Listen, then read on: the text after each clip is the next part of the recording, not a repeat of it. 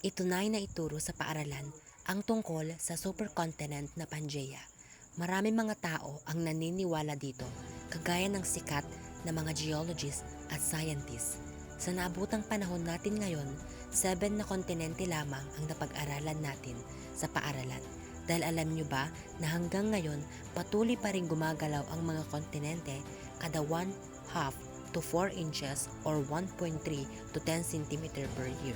Akalain niyo yon? Habang lumilipas ang panahon, unti-unting gumagalaw ang mga kontinente sa isa't isa. May posibilidad kaya itong mangyari na bumalik ang dating Pangaea sa susunod na milyong taon? At yun ang mga pag-aaralan natin ngayon. Kaya, simulan na natin.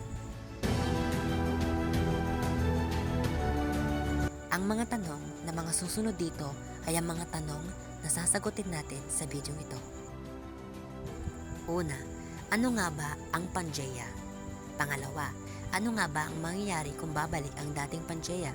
Pangatlo, ano nga ba ang epekto nito sa sangkatauhan kung babalik ang Pangaea? Narinig niyo na ba ang patungkol sa supercontinent na tinatawag na Pangaea? Ito ay hindi teorya kundi totoo o napatunayan ng mga geologists at scientists. Pero ano nga ba ang Pangaea? Nagsimula ang ideya ng Pangaea noong 20th century. Noong 1912, sa Alfred Wegener na isang German scientist, siya ang unang nakapansin na magkakarugtong ang mga kontinente. Nagsimula siya sa South America na nakapagtatakang sakto sa kaliwang bahagi ng Africa. Ang Madagascar naman ay sakto sa bahaging ito. At ang bansang India naman na walang dudang sakto sa bahaging ito. At pati ang Antarctica at Australia ay may sariling pwesto rin. At hindi kalaunan ay nabuo niya ito sa iisang kontinente lamang. At sa panahon na ding yun, nakagawa siya ng isang libro na tinawag niyang The Origin of the Continents and the Oceans. At sa libro na ding yun ay may nabanggit siyang salitang or continent o salitang German na supercontinent o Pangaea. Ang Pangaea naman ay galing sa salitang Greek na Pangaea, pan meaning entire or all at gaia naman earth. At saan na nga ba matatagpuan ng Pilipinas kung sakaling babalik na ang dating Pangaea?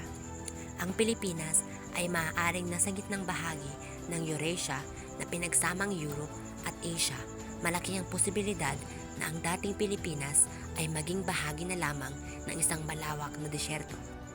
Ang Pangaea ay napatunayan ng maraming geologists at mga sikat na scientists na pinaniniwalaan nila na hindi 7 kundi iisa lamang ang kontinente noong unang panahon. At ito ang itsura ng Pangaea nang wala pang mga tao. Ano nga ba ang mangyayari kung babalik ang dating Pangaea? Ang iisipin ng maraming tao ay maganda ang kakalabasan nito dahil mas mabilis nilang mapupuntahan ang mga lugar na gusto nilang puntahan. Pero hindi lang magagandang bagay ang pwedeng mangyari. Dahil kung magkakaroon man ng bagong sakit, mabilis itong kakalat sa mundo at mabilis makakahawa. At kung magkakaroon man ng digmaan, maraming mga inosenteng tao ang madadamay. At kung may babagsak mang bulalakaw, maraming tao ang mamamatay.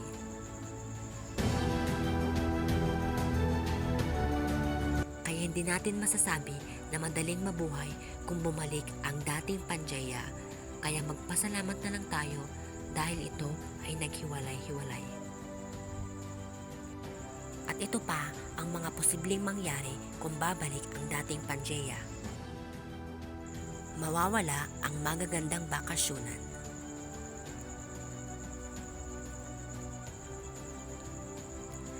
Mas lalawak pa ang desyerto.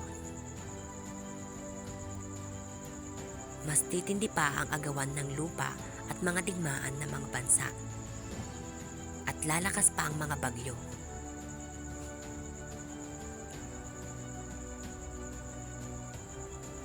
At ang pinakamasaklap, mas mabilis ang pagkalat ng mga sakit. At yun lamang po at salamat sa pakikinig.